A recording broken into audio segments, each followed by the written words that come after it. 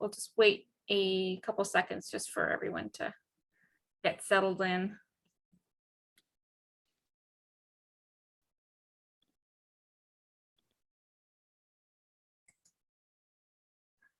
All right. Well, thank you so much, everyone, for attending the Mature Workers info session today. My name is Brianna, and I work for Work BC Centre West Shore and Souk. We also have Janet here, who is our cohort workshop facilitator. And we also have Tegan and Roy from the Law Center as well, who will be presenting. Just a couple of housekeeping items. If you could just mute yourself, that would be great. And this info session will be recorded and will be sent out if you want to review it at a later time. And then also we'll have a question period at the end. So feel free to, if you think of any questions, just pop them in the chat box and then we'll get to them during the question period.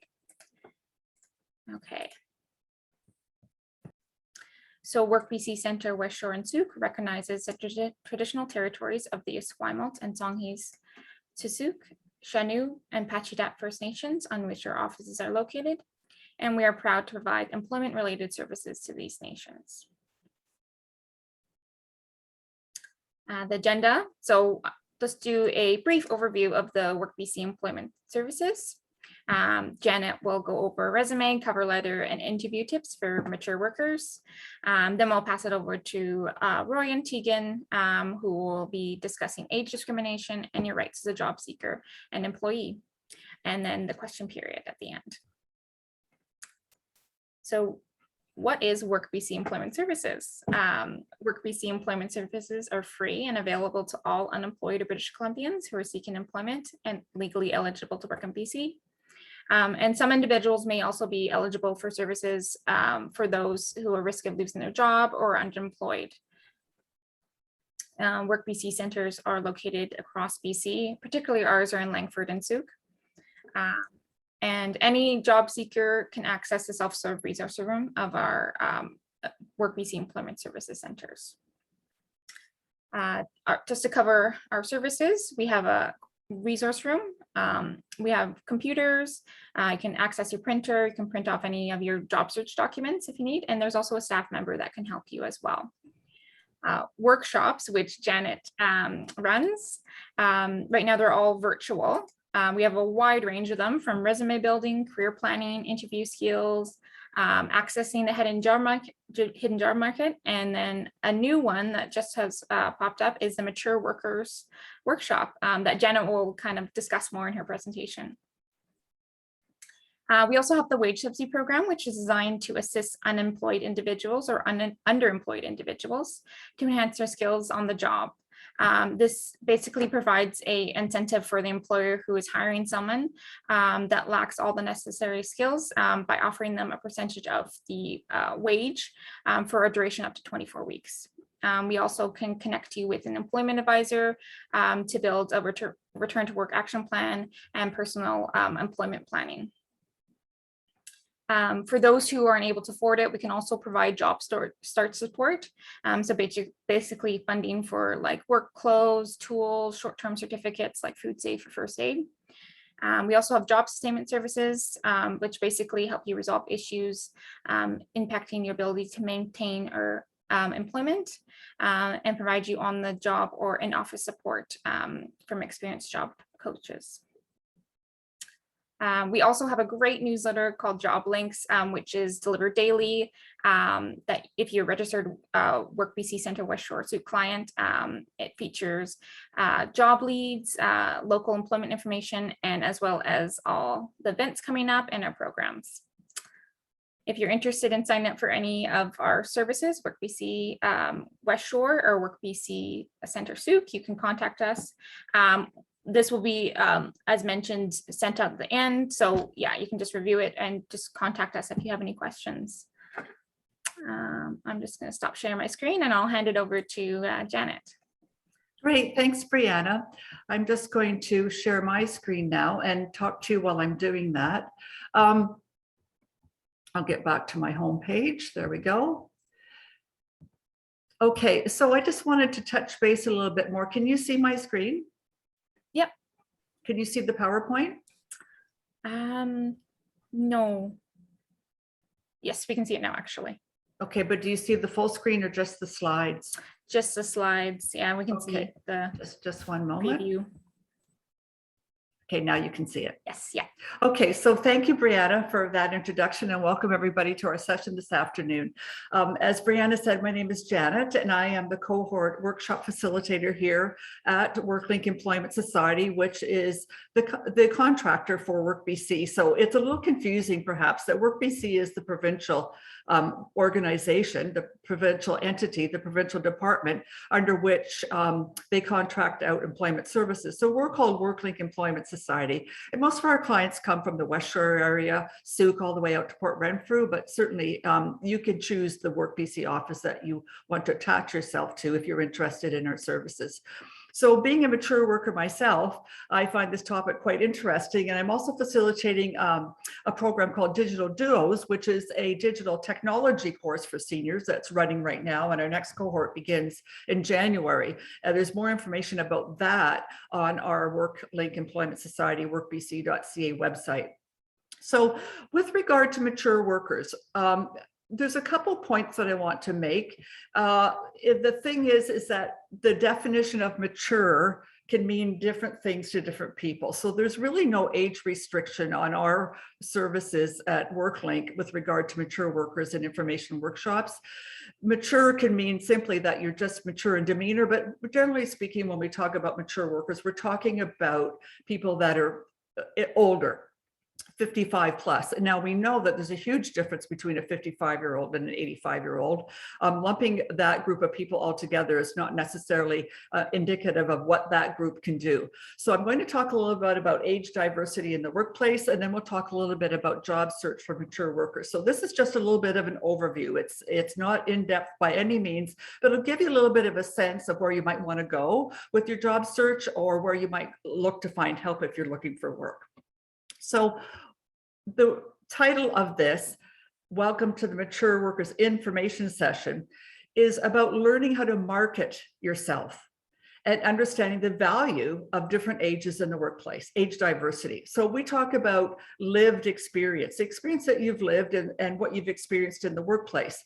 Whatever you've experienced in your environment, you also bring to the workplace.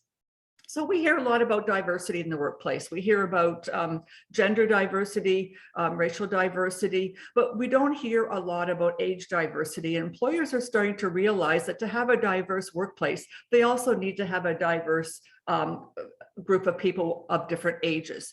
And each group brings different things to the workplace and benefits the workplace as a whole. So when we look at today's workplace, it's quite unique, because in fact, there's 5 different generations now that are in the workplace.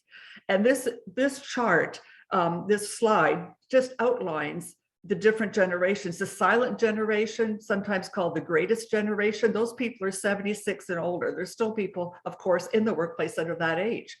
Baby boomers, 57 to 75, Generation X, 41 to 56, pardon me, Gen Y, millennials, and then Gen Z.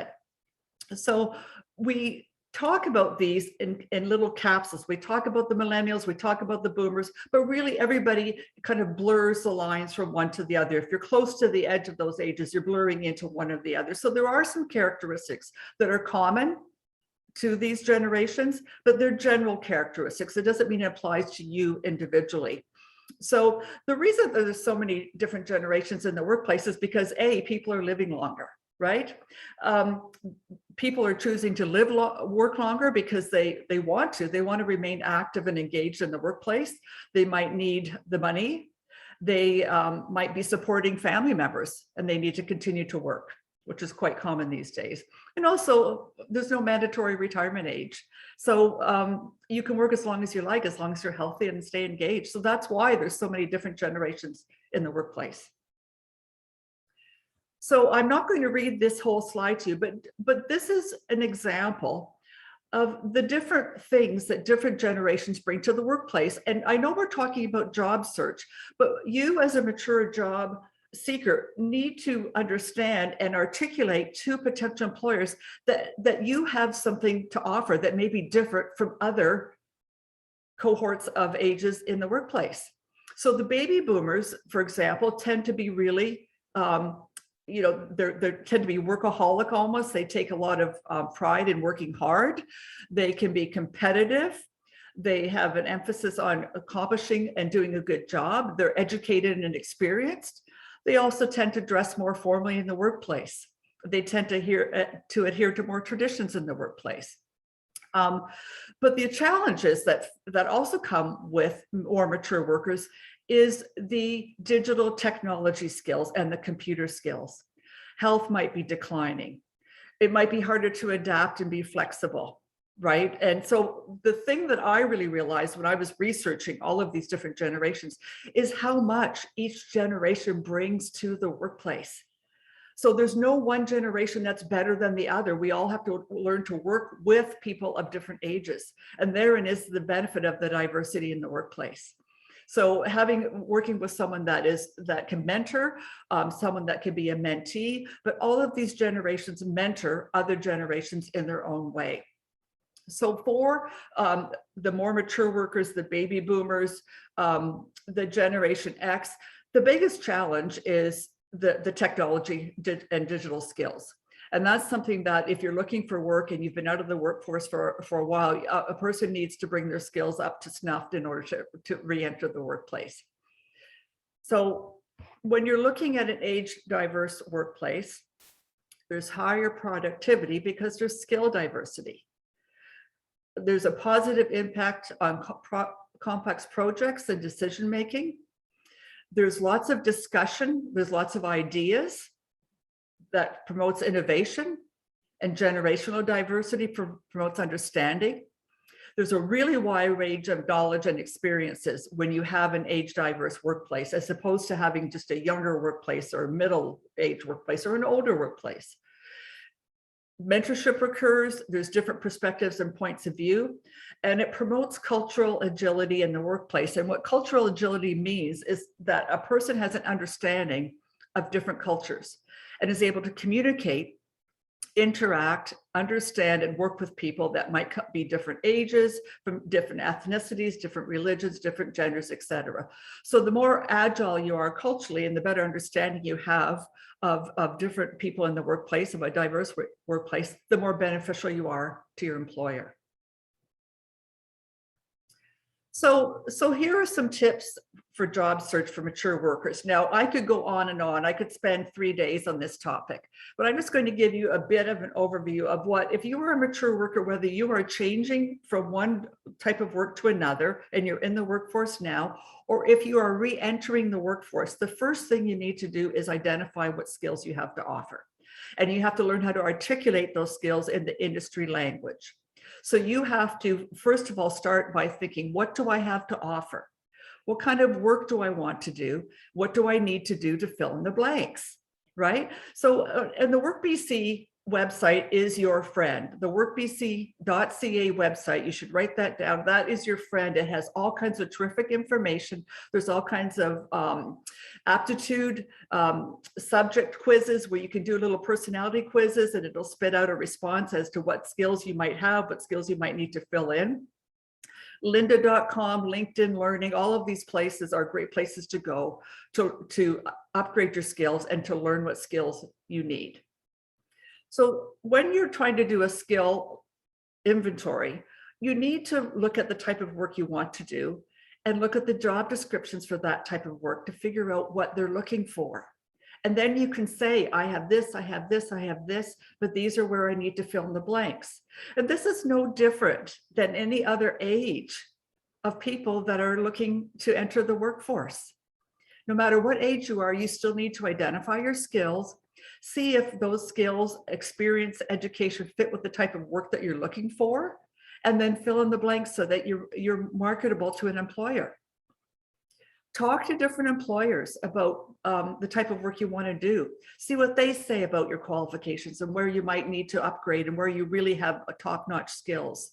So you can find employers anywhere. You can find employers in the yellow pages. You can find employers on the Chambers of Commerce website. You can look in newspapers and magazines that are local to see who's advertising. Those are potential employers. Look at workbc.ca, look at job boards, see who's hiring out there. See who has the type of work that you're looking for. See what the job descriptions say and see if your skills match. Because really, it's not about the age that a person is. It's about what skills a person has to offer the employer. What can you do for the employer? So when you're looking at job postings and advertisements, there's a certain kind of terminology that people use in certain industries. So I talked about cultural agility. We talk about intergenerational diversity. But simple thing is the employer calling their clients a client, a patron, a customer? Like, what kind of words do they use in job postings that you need to mimic when you're looking for work?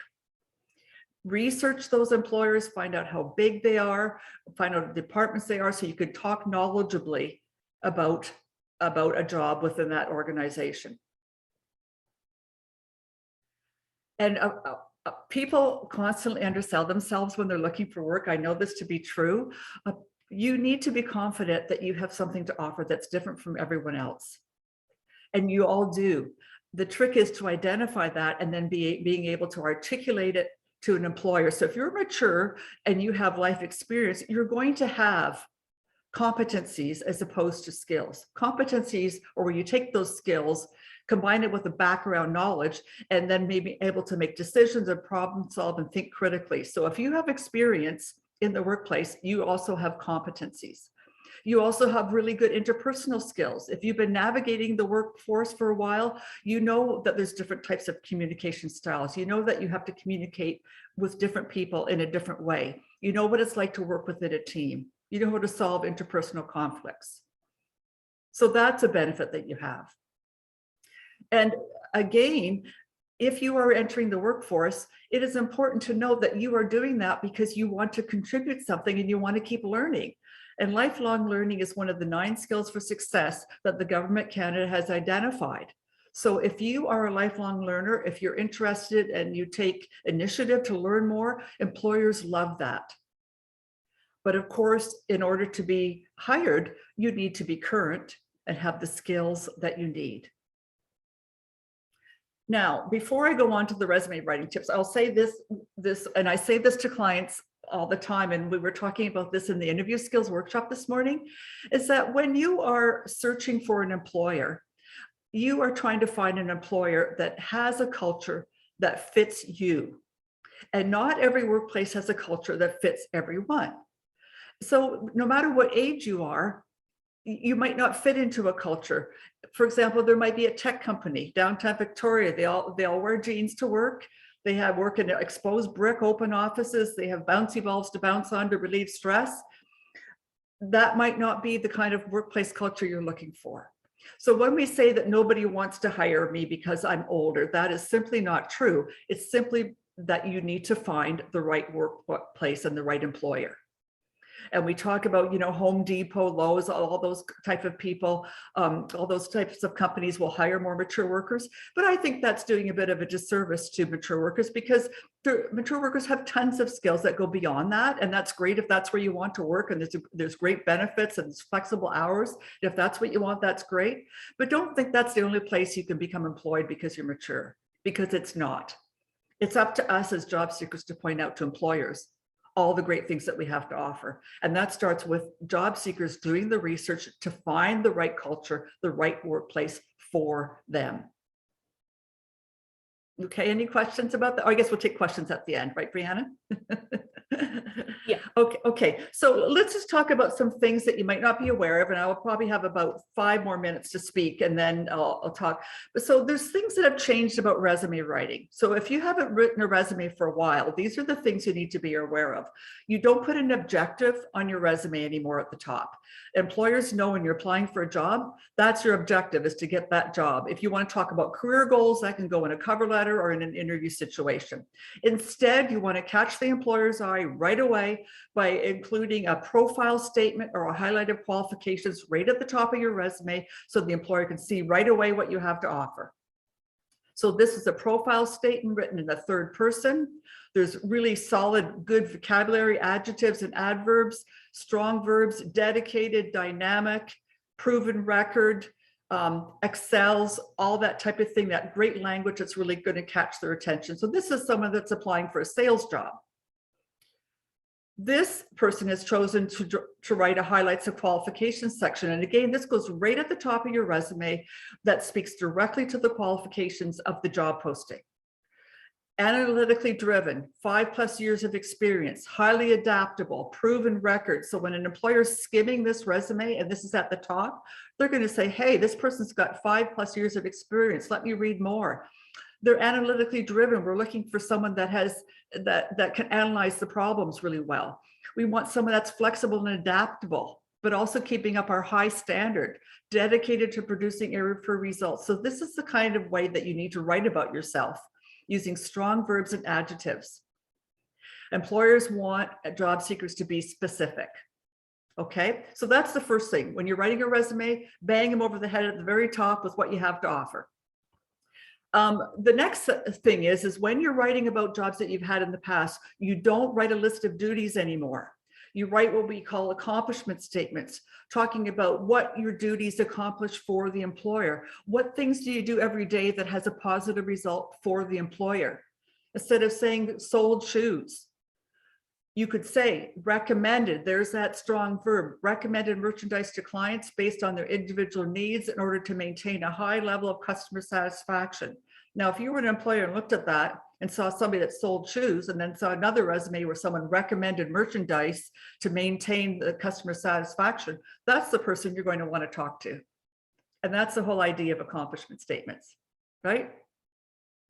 So we have workshops at WorkLink that cover all of these things in depth. It's really easy for you to become a client. We'll talk about that towards the end. But if you're interested in fleshing out this information, you feel free to register with WorkLink and you can access all of these workshops that I do. Another thing on a resume, don't put references available upon request at the bottom of your resume. It is valuable space. A normal resume is 2 pages. Don't waste it putting stuff like that on there. Employers know that you're going to provide them with a list of references if they ask for it. Talk about your skills and competencies instead of your age. Never apologize for your age. I know I'm old, but I know I'm near retirement, but don't talk like that. Talk about what you can do. Always write a cover letter. Cover letters are personal. They speak from the heart. Unless they specifically say do not include a cover letter, always write one. Research employers to find the right one. Keep yourself current in education, skills, and appearance. Research companies, find out how they dress, what they're looking for. And remember that workbc.ca is your friend. That website has so much valuable information for job seekers on it. And that's where you want to look at. So if you're interested in becoming a client and attending more of our workshops for mature workers, you want to register through workbc.ca or worklinkemploymentsociety.bc.ca. Okay, that's the end of my presentation. Thank you so much, Janet. That's great. Now we're going to have a presentation by Roy and Tegan from the Law Center. So I'll pass it over to you guys. Great, thank you, Brianna. Let me just get my screen up here. Okay. Oop. All right, you guys can see everything okay? Perfect. All right, so we are Roy and Tegan. We are law students at the Law Center. We're affiliated with the University of Victoria. I do also want to add a disclaimer before we dive into it that this is legal information, not legal advice. If you are experiencing any legal issues, you're more than welcome to come by the Law Center and we can see what we can do to help you with that in a more specific and personalized meeting. So we prepared a short presentation today on age discrimination in the workplace, and we'll cover various themes. Brianna provided us with a list of questions that might be most relevant to some of the issues you might be experiencing in your job search. So first, starting with what is age discrimination? Simply, it's when someone is treated poorly or denied a benefit because of their age. Age is a protected ground covered under both the BC Human Rights Code as well as the Canadian Human Rights Act. While most workers in BC are covered by the provincial legislation, some federally regulated industries such as banks or airlines are covered by the Federal Human Rights Code. So under the BC Human Rights Code, age is defined as 19 years or more, meaning that people who are 19 years or older are protected under the Human Rights Code. And while age discrimination can include denying an older worker training opportunities, it can also mean denying a younger worker a work position because they look too young. So it's quite broad. Age discrimination is broad in terms of those it can impact, as well as the areas of life it can affect.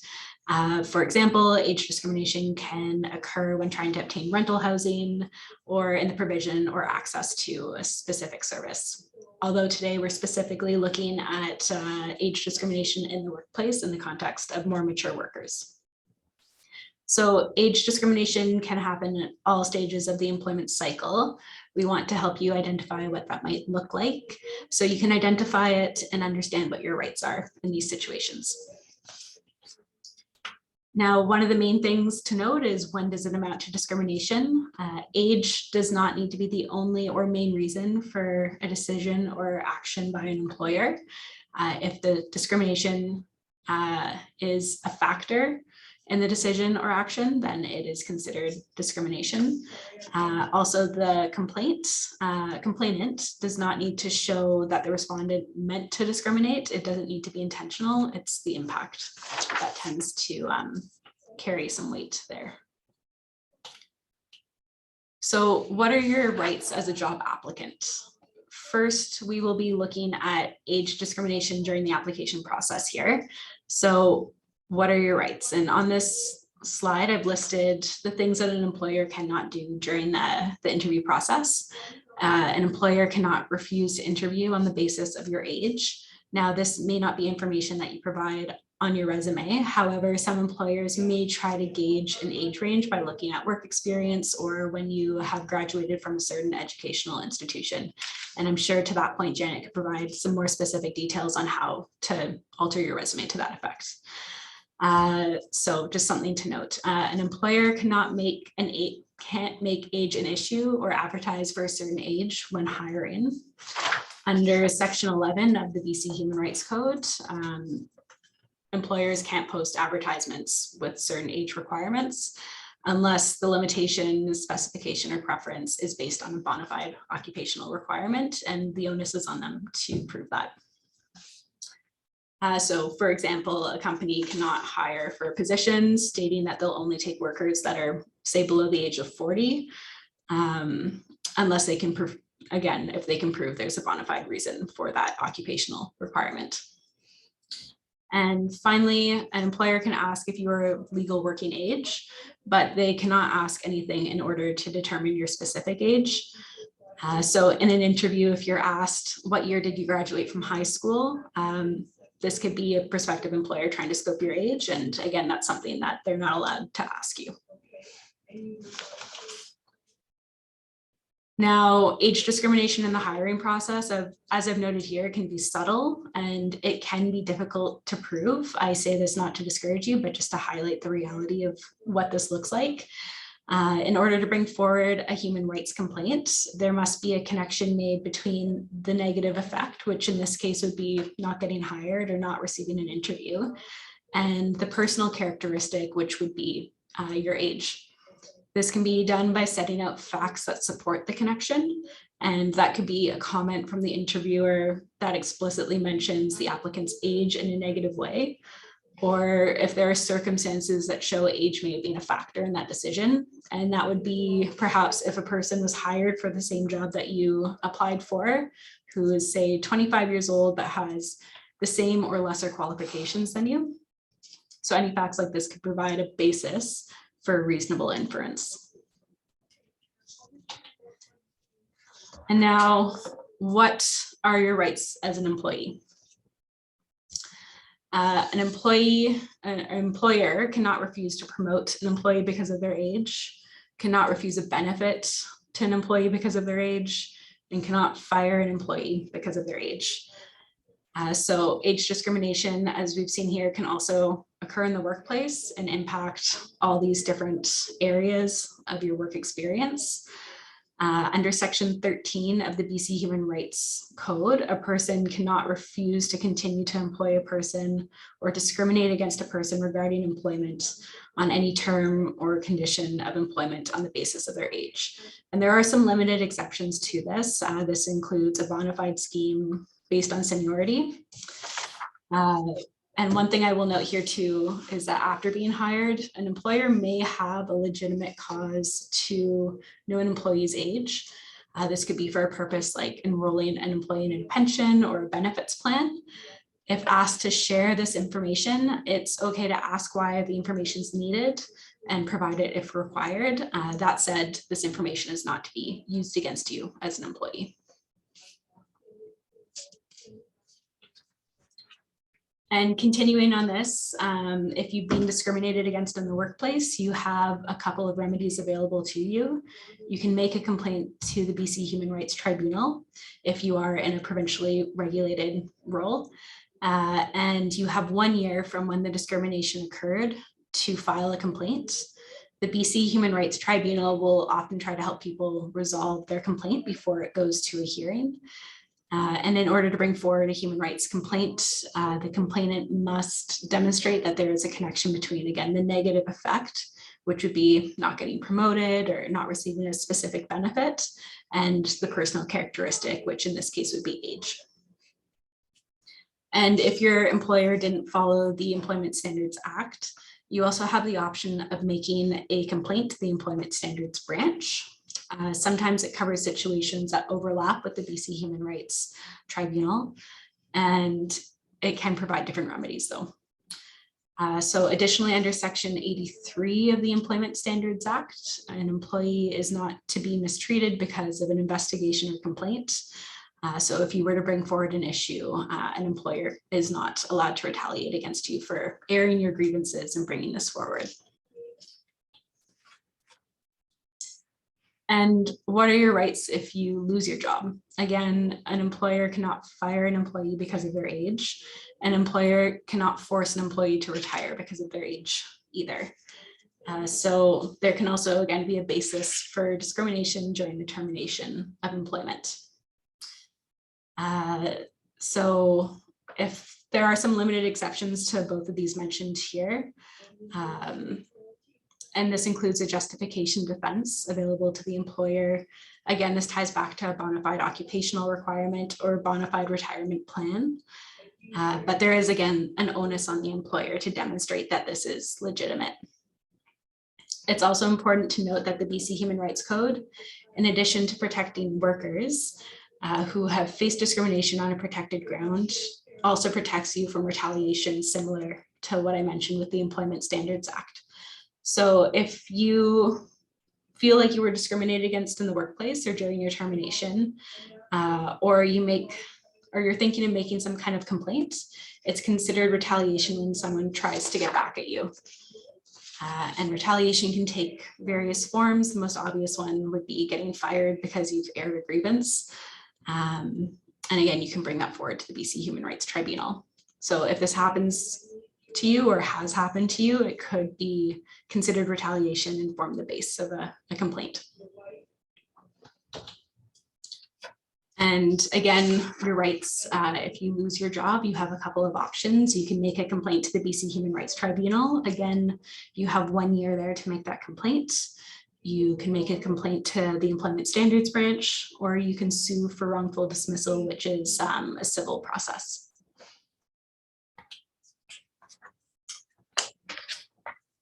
Yeah, so how do I know if I have a human rights complaint?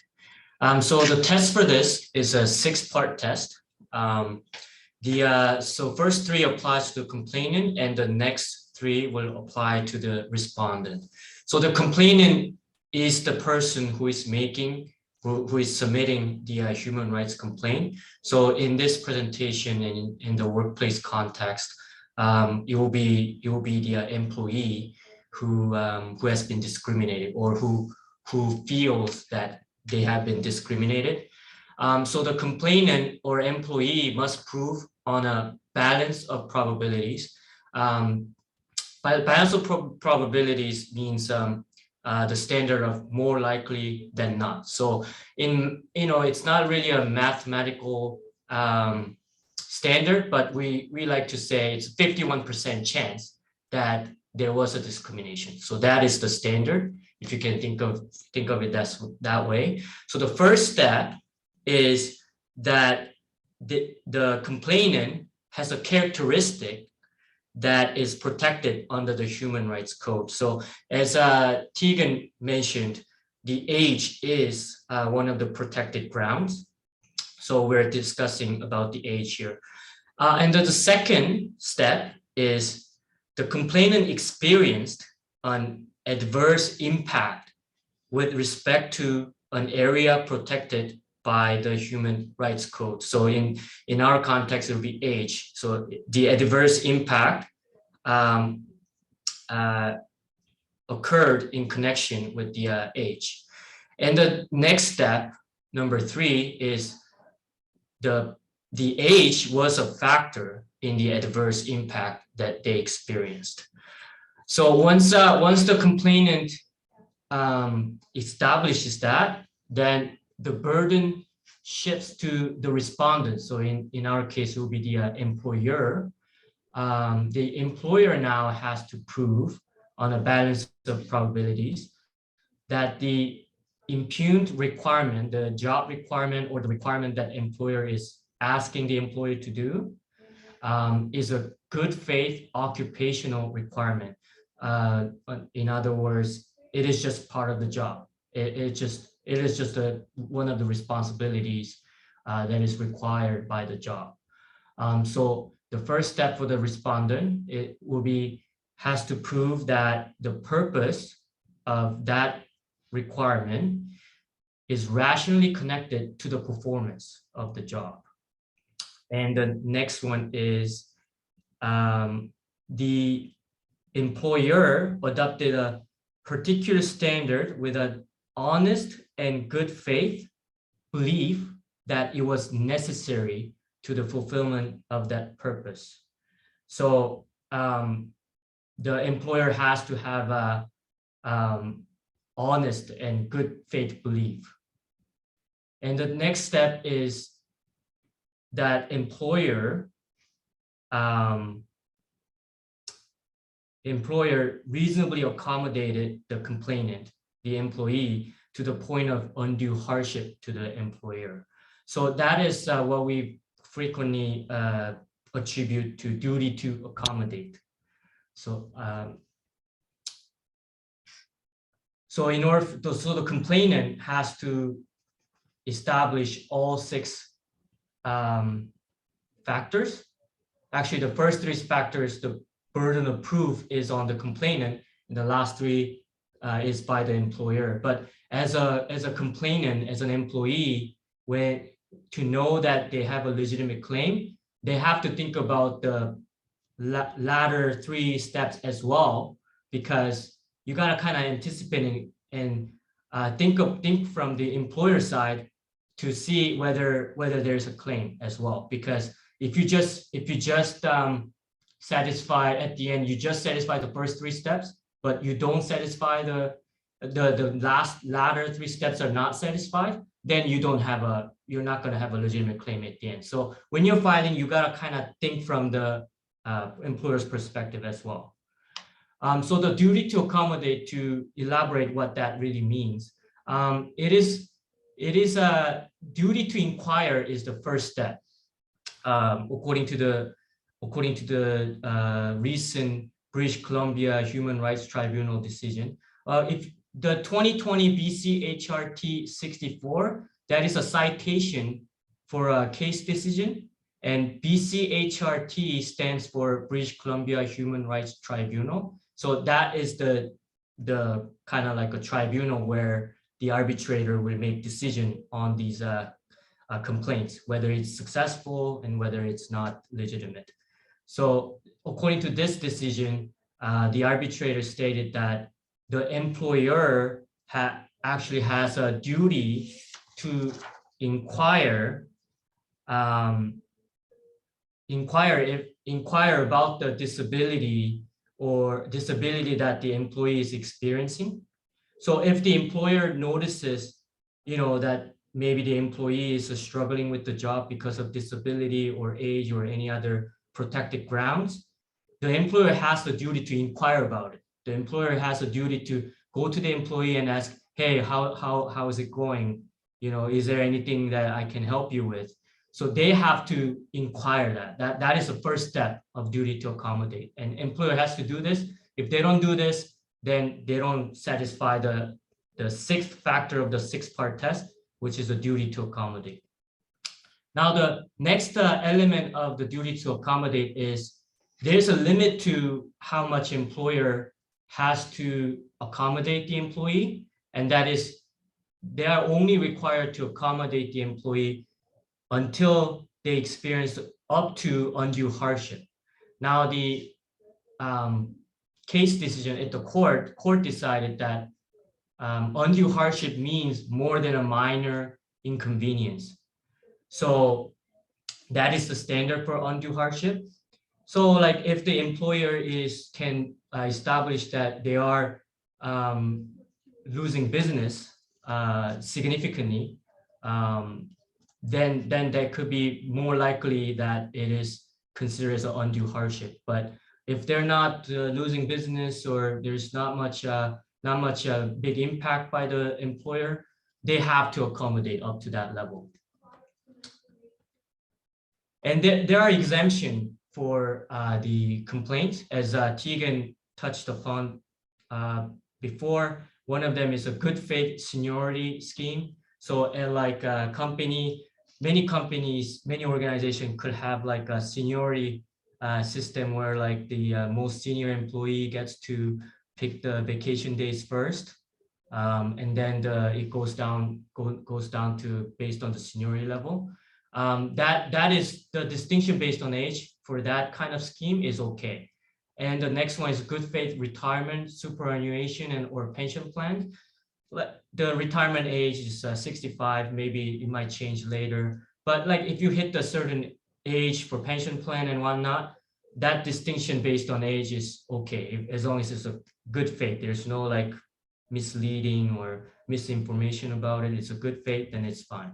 The next one is good faith insurance plans. The insurance premium can depend on different ages because there's a different kind of risks associated to age. So distinction based on age for insurance insurance plan, that is fine as well. So now we're going to look at two cases. There's one question.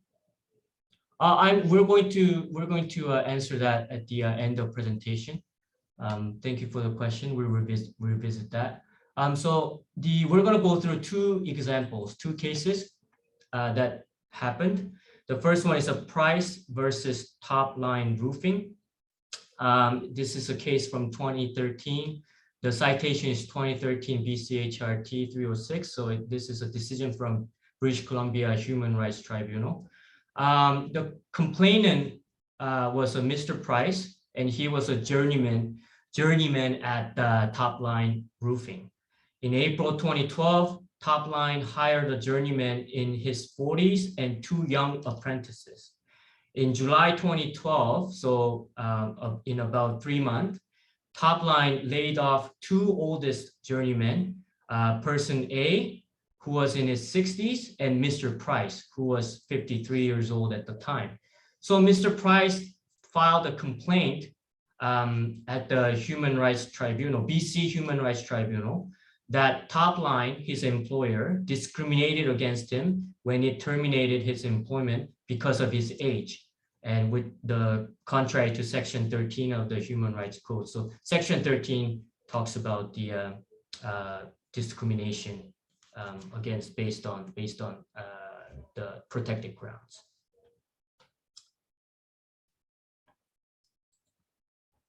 Oops, yeah. So the decision from British Columbia Human Rights Tribunal was that age was factor in Mr. Price's layoff. So the court, the tribunal awarded damages for lost wages. In this case, Mr. Price found another job fairly quickly after getting laid off, but so he didn't have a lot of lost wages, but he was awarded for any lost wages that he experienced because of the wrongful termination. The reasons they mentioned was top line failed to provide non-discriminatory explanation for layoff of older journeymen. There was a complete lack of documentary evidence to support that Mr. Price had a performance issue. So basically, Mr. Price was successful on the first three part of the 6-part test, and now the burden shifted to the top line to prove that it wasn't the reason for termination was not the age. It was actually Mr. Price was a bad performer. He wasn't good at his job, and now they failed to prove that he was. They laid him off because of the performance issue. So Mr. Price was successful in his case. Now the next example comes from 2016, Clokey versus Rio Tinto Alcan. The facts are the complainant employee was Miss Clokey, and she was a painter at Alcan's smelter plant. And she was experiencing hot flashes due to menopause for a number of years. The clothing policy there changed, which required more protective clothing. It's a smelter plant, so it can be very, you're dealing with like very hot metals. So the protective clothing is reasonable and it should be required for the health and safety. But what happened with the clothing policy change was the employer required more protective clothing, more warmer clothing as a result. And so as a result, Ms. Clokey experienced heat exhaustion, which she did not experience before the policy change. So Ms. Clokey brought that to Arcan's attention, and Arcan employer allowed Ms. Clokey to wear Nomex clothing instead of wool. Nomex clothing is cooler than wool material, and Ms. Clokey but still experienced heat exhaustion. And so Arcan made no further changes because they basically said that they already accommodated her up to the point of undue hardship. And then following, she was laid off because Arcan basically said there was no work available for her due to her medical restrictions, speaking to her condition with the hot flashes. So she filed a complaint against Arcan for discrimination on the basis of her age, sex, physical disability, contrary to Section 13 of Human Rights Code. So you don't have to, when you file a human rights complaint, you don't have to pigeonhole yourself to one criteria. You can just put in any criteria that protected grounds that you feel are relevant in your case. So in her case, she felt that sex was relevant because she was experiencing this condition because she was a woman. And she also checked off physical disability because the disability under Human Rights Code is broadly defined. So it's if it's a condition that is making you giving you difficulties to do your work, that is a disability. So she checked off physical disability because hot flashes was what she was experiencing was causing her problem with the job performance. So she did that, and then Arcan, in this case, Arcan applied for summary dismissal. So there's one procedure that the respondent can do before it reaches to the tribunal phase where the arbitrator listens to the case. Basically, the respondent applied for summary dismissal, suggesting that there is not even a valid claim, trying to strike her a claim from the start. So the decision from BCHRT was that the summary dismissal was denied, and the reasons for that was there was sufficient evidence from Ms. Clokey to take her complaint out of realm of conjecture. She provided affidavit and medical evidence. She went to doctors multiple times about the hot flashes, and she was able to get the doctor's note about the hot flashes and how it impacts her performance at the job. And Archon failed to prove they appropriately resolved Ms. Cloke's complaint or met duty to accommodate her. And Archon failed to establish good faith occupational requirement. So they didn't do enough to accommodate her condition.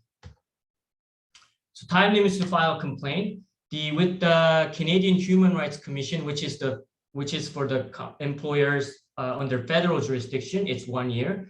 And sometimes it can be very confusing whether one company falls under federal or provincial jurisdiction. There are some examples for federally regulated industries are banking, but not most credit unions, telecommunications like internet, television, and radio, but not the call centers for TELUS or Shaw, for example, and transportation that crosses provincial or international boundaries like airlines, trains, moving companies, and couriers, and First Nation governments, but not necessarily all business or services provided on reserves.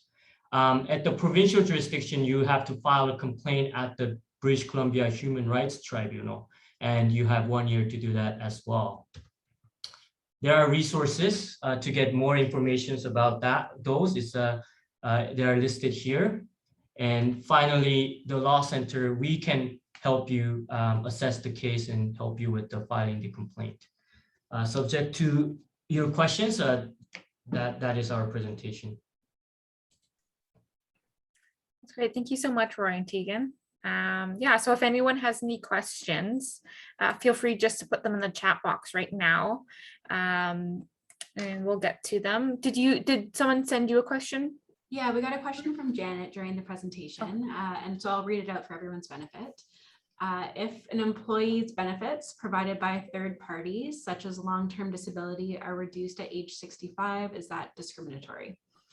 That's a really good question, Janet. I don't think I can actually answer that, but we do have Steve Perks also on the line. He's the director of the Law Center here. Steve, do you have any comment on that?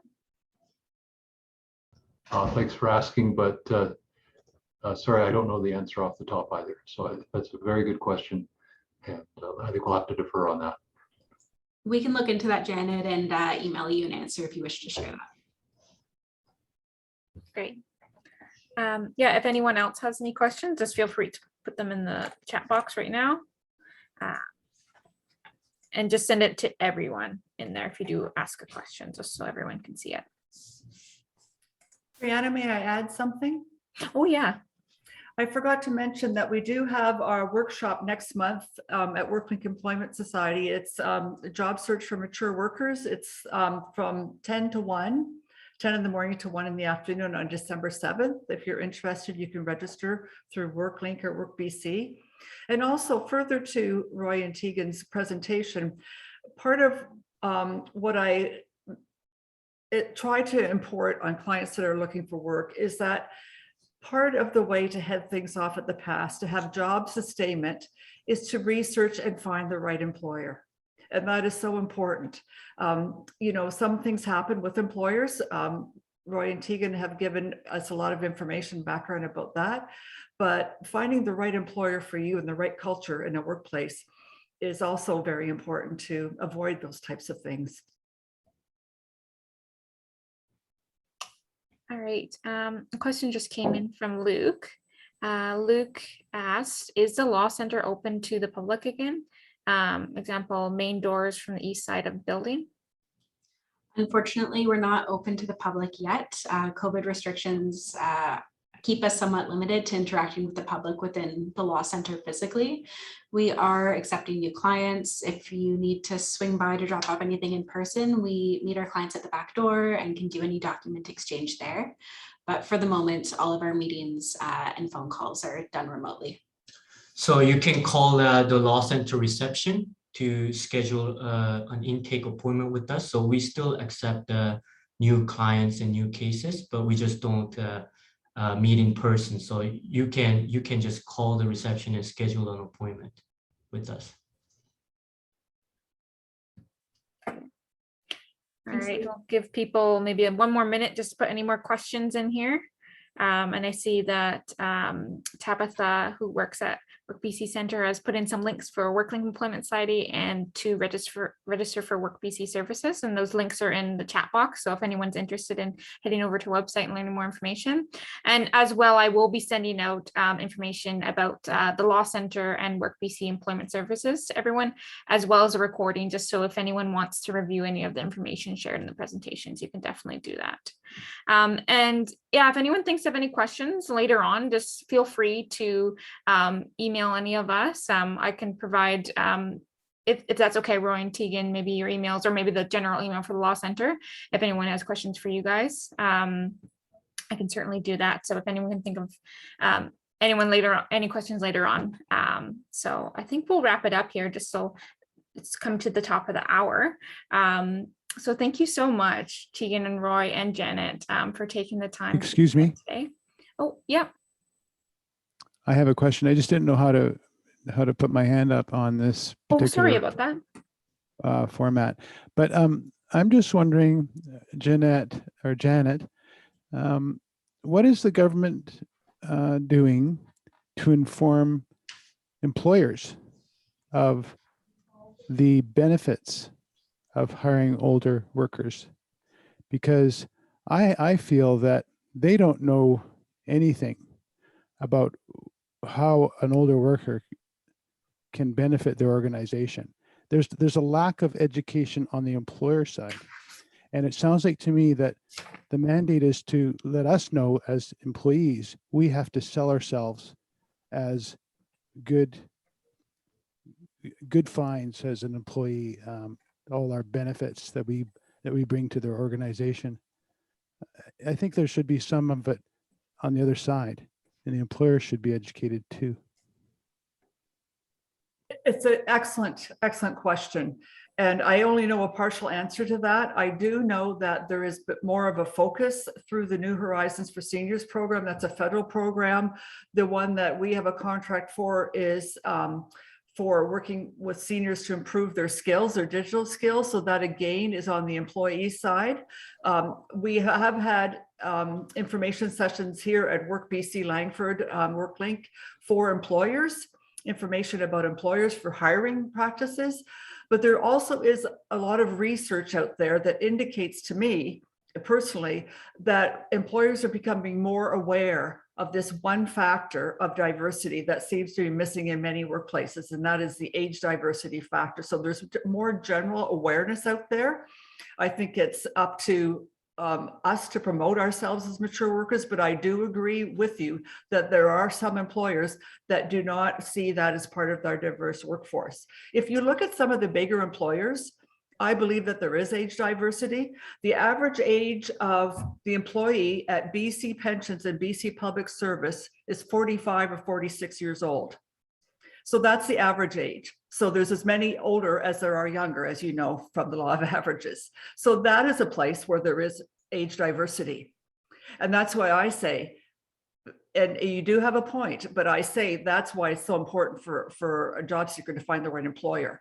I mean, things are slowly changing. I think, Brianna, I don't know if you can answer that question or anyone else that's here from a employment services center that might be able to answer this as well. But I do think that there is some change happening in the workplace, but there's still a long way to go. And that's why I say, find the right employer. I mean, you know, we can do it one person at a time. Well, I've been at this quite a while now, almost coming to 2 years. And the biggest question that they always wonder, and they ask me the questions that refer to this, they wonder if I really want to do the work. They wonder, do you really want to go outside in the bad weather? Do you really want to, sit on the computer and do AutoCAD all day? Do you really want to, all these questions about that really kind of allude to that I'm older and I may not want to be working and doing the things that they want me to do. It's frustrating. Like, why even ask me that question? I'm applying for the job. And that's would be my question is, why are they asking that question? And I can see Roy nodding his head. So Roy, maybe you can speak to that. Oh, well, then there's a allegation of age discrimination. If they were selecting the candidate based on age. That could be a one evidence that they're selecting. I can tell you this, that all of them have those questions. So it's not going to get me a job by bringing up age discrimination with them. That's not going to get me a job. They need to be educated on how an older worker can benefit their organization. And they obviously don't know. They don't see it. They're too busy. And I understand them. They're too busy trying to find a candidate that will work for them, especially government, like municipalities. I was told that they have to do so much work at trying to find the right person. They never get around to hiring the person for ages. They post the job number of times, and they never find the right person because they're looking for this perfect fit. Because he told me, this gentleman, he said, if we hire somebody, we can't get rid of them. So we don't want to hire the wrong person. So this is what happens. This is what's out there. And it's just that they don't have the education of what the benefits of an older worker are, because we're different. We are different. Okay, I'll admit, I can't go out there at my age and start lifting 100 pounds continuously for work. It's not going to happen. I'll faint. I'm just not fit for that. But there's all kinds of things that I can help with in an organization that they have to be educated on. And again, I see a comment from Kate. It's up to each job seeker to tell the employer why you are the best candidate for the job. And that's very true. And of course, a person is only going to apply for a job in which they have the skills for. So a person wouldn't be applying for a job where you have to lift a 50-pound bag if that's not within a person's capability, any more than a person wouldn't apply for a job where they have to do data entry when they don't know how to do that. So I agree with that. There is there is age discrimination. There's other types of discrimination in the workplace as well. But again, it's up to us as job seekers to articulate to employers what benefits we have. And if you take the age factor out of it, so, you know, we can't lump everybody into mature workers, immature workers. It's just the age that we are. Whatever your age is, you have something to offer, and you need to articulate that to the employer. If you are getting questions such as you described, that is unfortunate, and it seems to me to be discriminatory, but that probably isn't the right employer for you, or for anyone for that matter. True. It wasn't a right fit, but it's always being asked. Those types of questions are always asked. They always wonder, and they let me know because they're just being honest. They're going, do you really want to do this work? But I'm physically fit. I said 100 pounds. I can do 50 pounds, no problem. But 100 would be a lot of work. And you would ask a nice, large young man to lift 100 pounds. So there's ways around it for the employer. No, I can tell you that it's on their minds all the time. So they need more education on how to benefit from older workers. If you want to keep all these baby boomers working, otherwise we're all going to be in the street because there's lots of us coming. There are lots of baby boomers that are going to get older, that don't have savings, that need to be working. And I don't know what they're going to do with them, but I'm one of them. And I need to work, but I need to get past this barrier of being an older worker and them not seeing the benefit. They just don't see it. If you were to see my resume, you would probably say you'd be sad for me because I've tried so hard, and I've got all the benefits on my resume, all the things you talked about, I know about, and how to promote myself. But that's only part of it. That is only part of it. Yeah. And I think that you would really benefit from attaching yourself to our office for support, for individual support. Yeah. No, I do. I do. But I'm also in a profession. So you talked about, letting people know what your skills are. In professions like technologists, we've been trained specifically to do certain types of work, and we're good learners. So in an industry that we've been trained in, we have the abilities to learn how to do a job very quickly and do it. Because that's what we were taught to do in school. We were taught how to learn. And so to promote all those skills, it's all in the package already. They know what a civil engineering technologist does. For instance, that's me. They know what I've been trained to do. It's all part of the package. I don't have to tell them again. They need to know that I've actually done the work before is more important, so that they don't have to train you to do something, or to wait till you come up to speed. Nobody wants to wait for a senior or an older worker to come up to speed. They want everybody to jump into their jobs right away. Okay, so there's a couple of points here, but I think we have to be careful not to make generalizations about employers. And I completely understand your experience and your frustration with what you've been experiencing. But again, there are a lot of employers out there that are amenable to hiring people of different ages.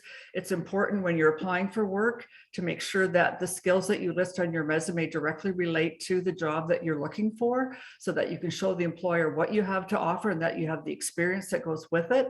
It's sometimes hard and I hear this in workshops that I facilitate, and this, I'm not speaking to you personally, I'm speaking in general terms, that people have a lot of things that they've done in their lives that they think identifies them. And it makes them who they are. But sometimes employers aren't interested in that. They're only interested in what you've done as it relates to the job you're looking for.